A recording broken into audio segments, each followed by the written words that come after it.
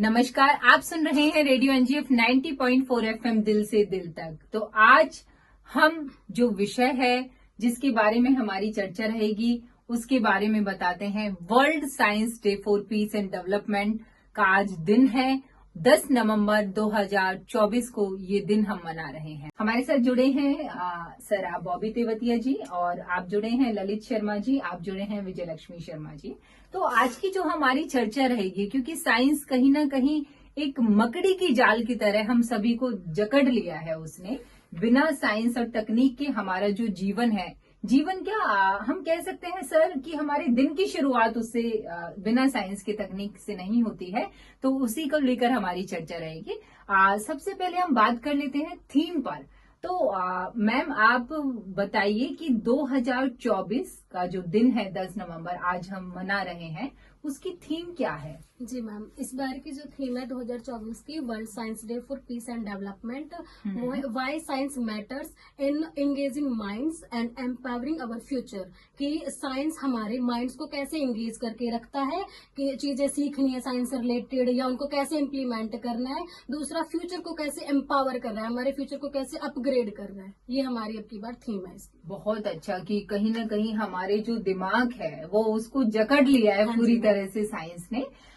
तो जैसे दिमाग को जकड़ लिया है, तकनीक पर हम लोग सभी काम कर रहे हैं, तो कहीं ना कहीं जो डेवलपमेंट की बात आती है, हम आपसे पूछना चाहेंगे, जितने भी श्रोता हमें सुन रहे हैं, कि जो विकास है कहीं ना कहीं दिमाग हमारा कनेक्ट है, एक जाल में हम फंसे हुए हैं, जहां से एक समुद्र कह सकते हैं सर, क्योंकि विकास का समुद्र साइंस पर निर्भर करता है। तो क्या क्या इसके बारे में आप कहना चाहेंगे? विकास सबसे पहले तो ग्लोबल साइंस तो ग्लोबल वेलबींग होगी। बिल्कुल। उसके अलावा एग्रीकल्चर एंड डेवलपमेंट हमारा साइंस की वजह से बहुत हो रहा है। एजुकेशन में पार्टिसिपेशन उसका हो रहा है, हेल्थ एंड केयर में हो रहा है। तो अब देखते हैं हम, जैसे कि हम देख रहे हैं कि हमारी एग्रीकल्चर विदाउट साइंस आजकल पॉसिबल है ही नहीं। बिल्कुल। Like poly houses, drip irrigation system, without science, without चीजें हम कैसे डेवलप कर पाएंगे।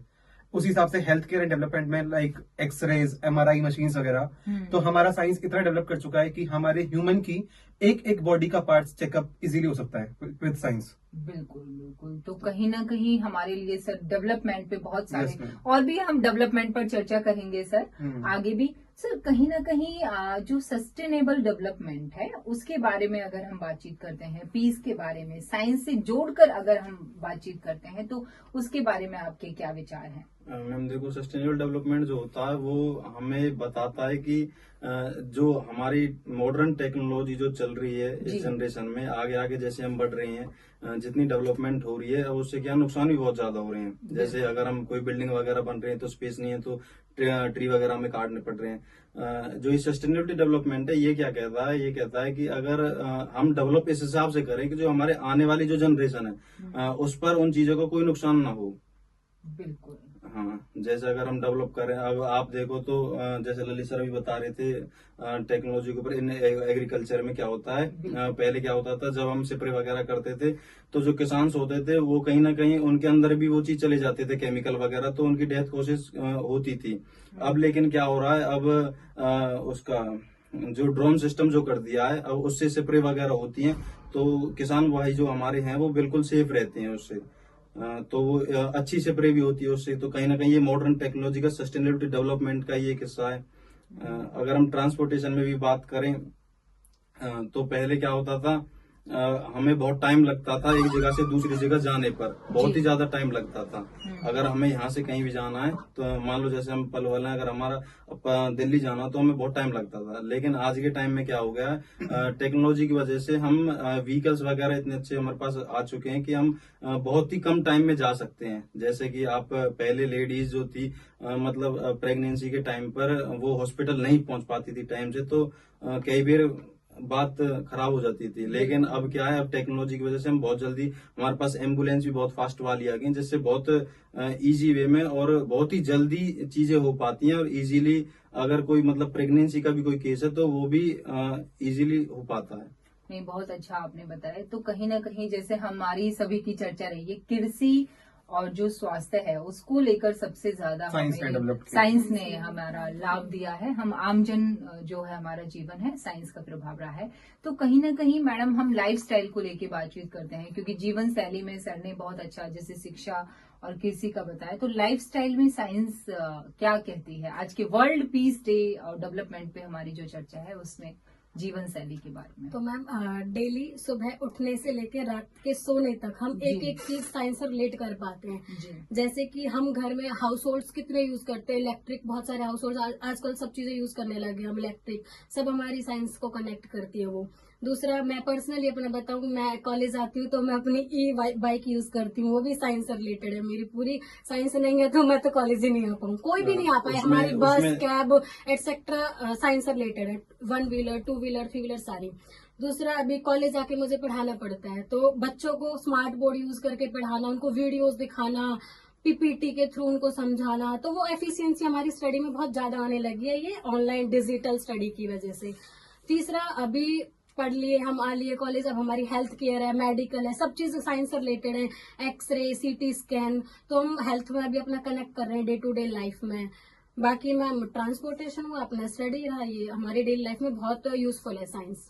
जी जी। साइंस में हमारी पीस में भी काम आ रही है, जैसे कि अब ऑटोमोबाइल्स इंडस्ट्रीज देख लो, अगर हम नॉर्मल ट्रांसपोर्टेशन की वजह से भी चेक करें कि हम कहीं दूर जा रहे हैं तो विदाउट साइंस हम नॉर्मल कनेक्टिविटी भी कर सकते हैं पीस से। लाइक कोई भी हमारा रिलेटिव अमेरिका वगैरह रहता है तो नॉर्मली पीस विदाउट विदाउट की चीजें करे वो भी नॉर्मली कनेक्ट कर सकते हैं उससे, तो इजीली कनेक्टिविटी हो रखी है।